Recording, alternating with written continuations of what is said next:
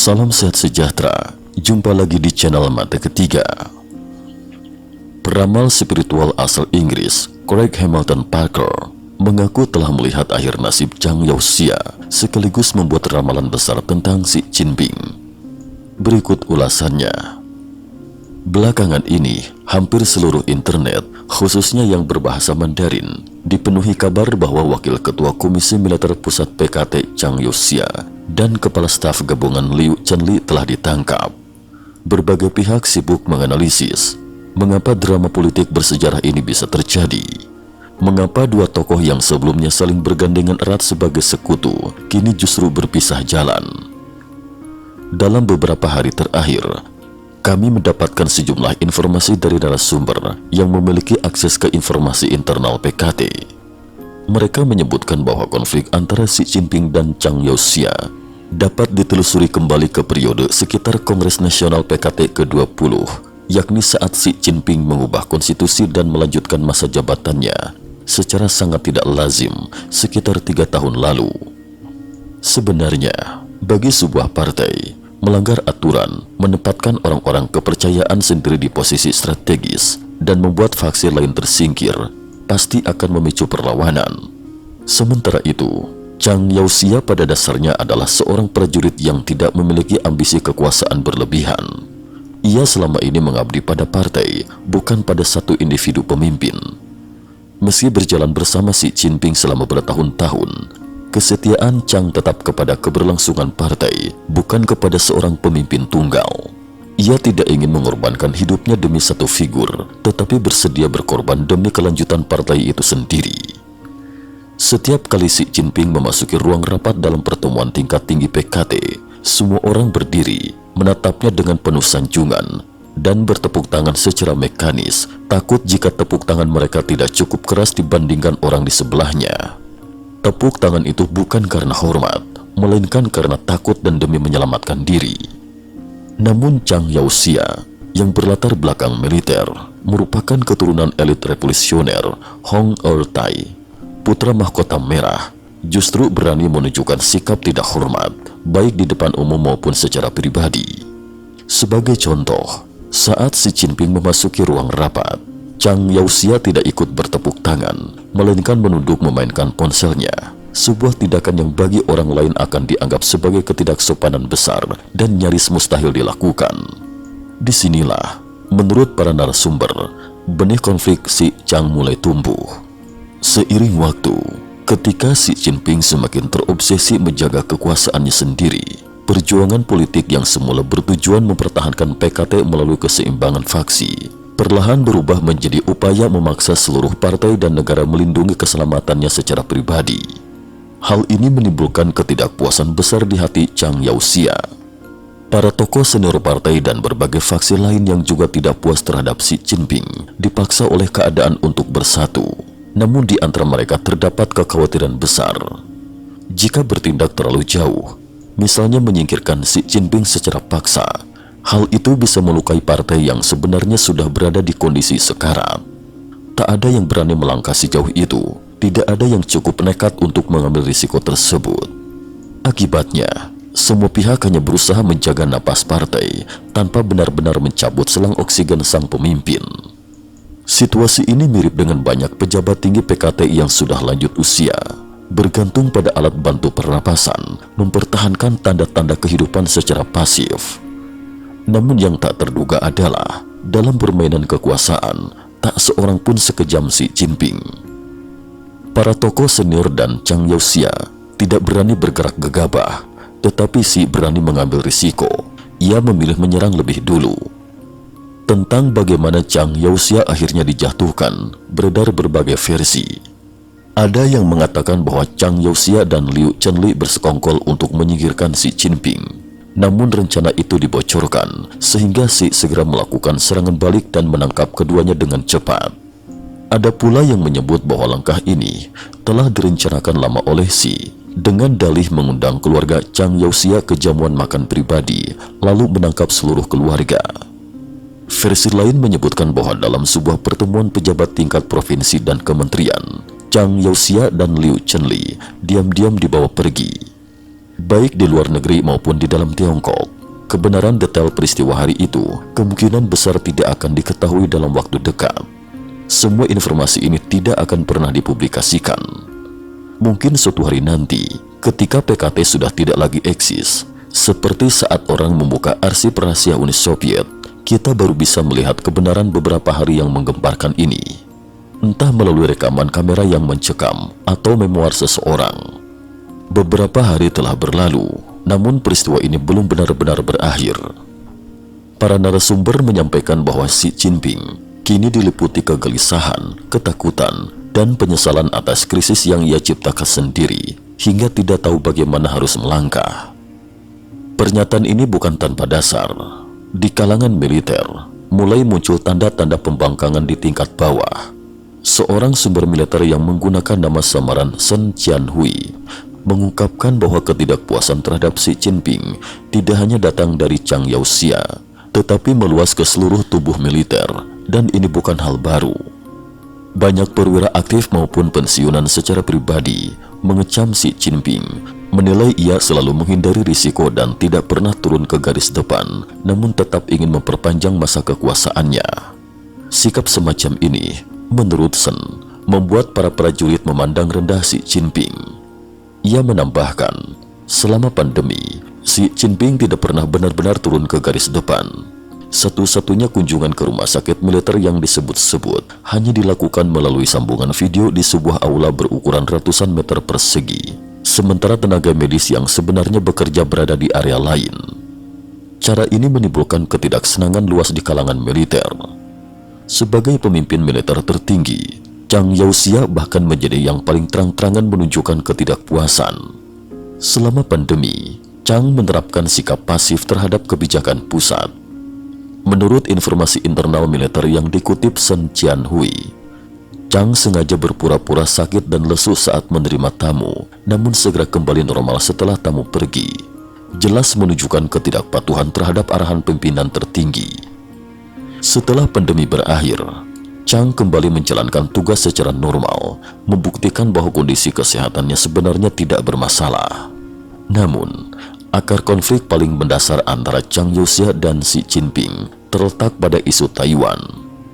Zhang Yaoxia bersama sebagian besar jenderal senior menentang penggunaan kekuatan militer untuk menyerang Taiwan. Pernyataan Shen Jianhui ini mendapatkan konfirmasi tidak langsung dari sumber lain.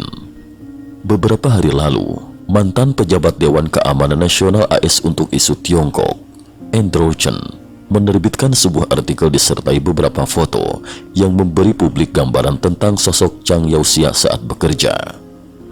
Andrew Chen pernah pada tahun 2012 menerima kunjungan delegasi militer Tiongkok yang dipimpin oleh Komandan Wilayah Militer Shenyang saat itu, Zhang Yaoxia, bersama Menteri Pertahanan Liang Guangli, untuk mengunjungi sebagian sistem persenjataan Amerika Serikat dan melakukan pertukaran pandangan. Di antara rombongan tersebut, Chen melihat bahwa Zhang Yaoxia tampak menonjol, lebih berpendidikan, berpikiran lebih terbuka, dan lebih berani dibanding yang lain. Yang paling mencolok adalah saat rombongan mengamati sistem persenjataan, hanya Zhang Yaoxia yang berani menyentuh senjata. Ia juga satu-satunya perwira dengan pengalaman tempur nyata. Perwira lain, bahkan Menteri Pertahanan, tidak berani menyentuh senjata sama sekali. Entah karena tidak tahu cara menggunakannya, takut terlihat canggung, atau memang takut senjata itu meletus, tidak ada yang tahu. Namun, kunjungan tersebut meninggalkan kesan mendalam bagi Andrew Chen. Zhang Yaoxia benar-benar tampak berbeda, menonjol dari yang lain. Karena itu, ia menaruh simpati dan harapan besar pada Zhang Yaoxia. Namun, penangkapan Zhang Yaoxia hari ini justru membuat Andrew Chen merasa sangat gelisah. Mengapa demikian? Karena sebelum ia meyakini bahwa Zhang Yaoxia adalah seorang jenderal yang pernah benar-benar berperang, memiliki penilaian realistis tentang militer dan kemampuan tempur. Selama Zhang masih berada di posisinya, ia diyakini akan berusaha keras mencegah Xi Jinping menggunakan kekuatan militer terhadap Taiwan, karena langkah itu akan menjadi titik tanpa jalan kembali. Kini, ketika Zhang sudah tidak berada di posisinya, para perwira lain, seperti anggota rombongan yang dulu dilihat Andrew Chen, dinilai hanya mengandalkan semangat kosong dan teori di atas kertas. Hal ini sangat berbahaya karena mudah membuat mereka menyetujui pandangan Xi Jinping yang tidak realistis, terbawa oleh emosi nasionalisme sempit, lalu mengambil keputusan gegabah yang dapat memicu konflik di Selat Taiwan dengan konsekuensi yang tak terbayangkan. Namun demikian, banyak narasumber juga menyampaikan pandangan lain mengenai penilaian Andrew Chan terhadap Zhang Yaoxia. Mereka menilai bahwa pejabat keamanan nasional AS ketika mengamati elit PKT sesungguhnya seperti melihat bunga di balik kabut, tidak sepenuhnya jelas. Meskipun mereka menganggap Zhang Yaoxia lebih unggul dibanding yang lain, dari sudut pandang pengamat jangka panjang dinamika internal PKT, fakta bahwa Zhang bisa mencapai posisinya hari ini bukanlah sesuatu yang bersih begitu saja, melainkan juga melalui mekanisme gelap dan operasi tertutup khas sistem tersebut. Jika dilihat dari sudut pandang orang luar, semua ini sejatinya adalah pertarungan saling memangsa versi negara besar. Dan dari sini, kita bisa menarik satu pelajaran penting. Tak peduli setinggi apa jabatan seseorang, tak peduli seberapa besar kekuasaan dan pasukan yang ia miliki, selama ia berada di dalam sistem itu, ia pasti tunduk pada mekanisme seleksi terbalik yang berlaku di sana. Selama Anda bukan penguasa tertinggi, maka meskipun hari ini belum disingkirkan, kapanpun Anda bisa dijatuhkan. Latar belakang keluarga sehebat apapun, kedudukan setinggi apapun, gunung emas dan perak sekalipun, tidak ada yang benar-benar bisa diandalkan. Jika seseorang ingin memperoleh ketenangan sejati dan terhindar dari pertarungan kekuasaan, satu-satunya jalan adalah menjauh dari partai ini, tidak berada di dalamnya, sehingga tidak berada di bawah kendali dan ikatannya. Mendekat pada partai ini, manusia akan tercemar, karena untuk bisa bertahan di dalamnya, seseorang harus menyelesaikan diri dengan mekanisme operasionalnya. Inilah aturan internal sebuah geng. Dalam situasi saat ini, kenyataan ini semakin terlihat jelas. Mungkin inilah sebabnya mengapa pada tahun 2025 muncul serangkaian angka yang sulit diabaikan, tetapi tidak pernah dibahas dalam narasi resmi. Fenomena 3 mundur yang terus membesar. Menurut laporan tahunan Pusat Layanan Global Pengunduran Diri dari PKT, sepanjang tahun 2025, jumlah orang yang secara terbuka menyatakan keluar dari Partai Komunis Tiongkok, Liga Pemuda Komunis dan Pionir Muda mencapai 15.494.903 orang. Rata-rata 42.452 orang per hari, sekitar 1.291.242 orang per bulan. Sejak tahun 2004, total jumlah orang yang telah menyatakan keluar melampaui 456 juta orang. Yang menarik, gerakan ini tanpa demonstrasi, tanpa pemimpin, tanpa mobilisasi terorganisir. Peristiwa 3 mundur sebagian besar terjadi melalui pernyataan anonim, keputusan pribadi, dan pilihan nilai dalam lingkup keluarga. Justru karena sifatnya yang tersebar, senyap, dan berlangsung lama, gerakan ini lebih menyerupai kurva perubahan hati manusia yang lambat namun jelas. Ia tidak bertujuan menggulingkan kekuasaan, melainkan menolak terus terikat secara psikologis pada sebuah sistem yang dianggap tidak sah. 3 mundur berarti keluar dari partai, liga, dan pionir. Cukup cari kata kunci 3 mundur di internet, Anda akan menemukan ribuan artikel dan laporan. Jika Anda juga ingin melakukan 3 mundur, Anda dapat mengklik tautan di bawah video, menggunakan nama asli atau nama samaran untuk menyatakan keluar dari organisasi tersebut. Tentang sumpah yang pernah kita ucapkan. Bahkan jika Anda tak pernah masuk partai atau liga, selama pernah bersekolah di Tiongkok daratan, Anda pasti pernah mengenakan syal merah. Itu adalah tanda keanggotaan pionir muda, bagian dari sistem PKT. Masih ingatkah, saat mengenakannya, kita diminta mengepalkan tangan dan mengucapkan sumpah, sebuah proses masuk yang sangat resmi. Namun kini, ketika topeng palsu itu perlahan terkoyak, ketika ketenangan semu dan kemakmuran semu tak lagi mampu dipertahankan, mengapa kita masih harus berdiri bersama partai yang rapuh ini, berjalan menuju akhir kehancurannya? Nasib Zhang Yaoxia dan ramalan Parker. Hingga kini, Keberadaan Chang Youxia masih menjadi misteri. Apakah ia masih hidup atau sudah meninggal? Tidak ada yang tahu pasti. Ada yang mengatakan ia dan Liu Chenli ditahan di lokasi rahasia di Beijing. Ada pula yang menyebut Chang Youxia telah tiada. Kita tidak tahu bagaimana proses penangkapannya terjadi, apakah disertai baku tembak atau tidak. Namun bagi peramal spiritual Inggris, Craig Hamilton Parker, semua ini seakan sudah terlihat sejak lama. Pada akhir tahun lalu, Parker telah membuat ramalan tentang peristiwa besar tahun ini dan tampaknya sangat selaras dengan situasi saat ini. Berikut adalah rekonstruksi inti ramalan Parker saat itu.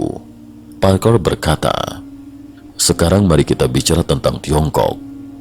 Ia mengatakan bahwa tahun 2026 menandai titik awal runtuhnya Partai Komunis Tiongkok. Ini bukan peristiwa yang terjadi dalam semalam, melainkan proses yang panjang. Ia melihat retakan mulai muncul di dalam negeri dengan perpecahan dan fragmentasi antar wilayah. Dalam jangka panjang, Tiongkok akan bergerak menuju arah yang pernah ia sebutkan sebelumnya, sebuah federasi demokratis regional yang terinspirasi oleh 3 prinsip rakyat Sun Yat-sen. Meski masih jauh, tanda-tanda awalnya akan mulai terlihat pada 2026. Ia juga melihat bahwa jaringan pengaruh global Tiongkok akan terungkap ke permukaan. Kasus suap internasional, penyusupan ke pemerintahan asing, dan aktivitas spionase akan terbongkar dalam skala jauh lebih besar dari yang dibayangkan publik. Selain itu, ia melihat bagaimana pengaruh ini menyusup ke sistem universitas, serta bagaimana budaya woke didorong oleh pendanaan dari Tiongkok dan Rusia untuk melemahkan Barat. Parker merasa bahwa Xi Jinping tidak akan bertahan lama di pusat kekuasaan. Ia memperkirakan Xi akan menghilang dari panggung politik sekitar 2027. Kondisi kesehatan Xi dinilai tidak baik, dan hal ini akan semakin terlihat jelas pada 2026. Saat menghubungkan dirinya dengan Xi, Parker melihat sebuah operasi besar menyerupai transplantasi organ utama. Operasi ini disertai kontroversi, dengan dugaan bahwa sumber organ bermasalah mungkin berasal dari tahanan yang dieksekusi. Menurut Parker, isu ini akan menjadi fokus propaganda dan perdebatan publik pada 2026. Ia juga melihat seorang pejabat sangat tinggi, kemungkinan dari militer atau sistem keamanan, yang tiba-tiba menghilang dan meninggal dalam kondisi yang sangat kabur.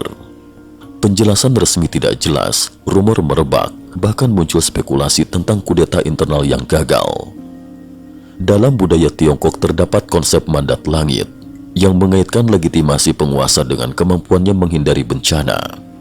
Parker melihat akan terjadi peristiwa besar yang mengguncang, mungkin kecelakaan kereta api besar, runtuhnya infrastruktur, atau bahkan masalah serius di Bendungan Tiga Ngarai.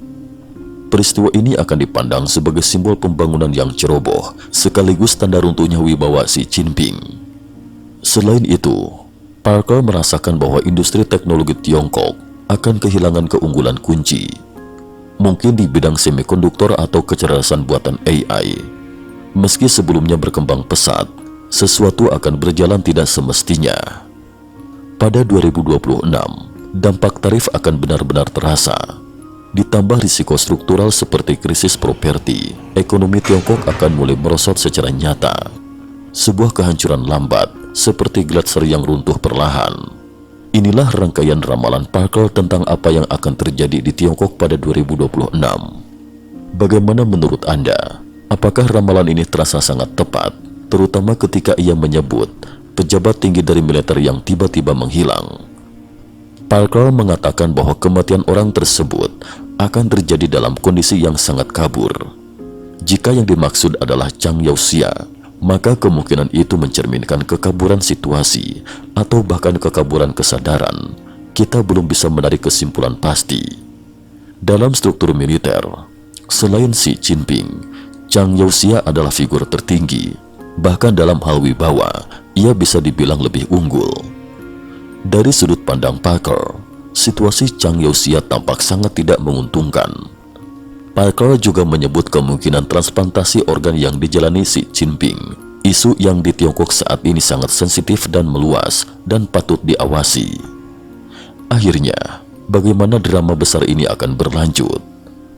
Mengapa Xi Jinping dan Chang Youxia yang dahulu sekutu bisa berubah menjadi musuh bebuyutan? Pertarungan politik mereka berakar pada hilangnya kemanusiaan dan putusnya akar budaya. Mereka tidak memahami persaudaraan, tidak tahu apa artinya meringankan penderitaan rakyat, tidak mengenal mandat langit, dan bahkan lupa pada nilai paling dasar, berbuat baik kepada sesama. Cukup sekian dulu. Terima kasih atas perhatiannya.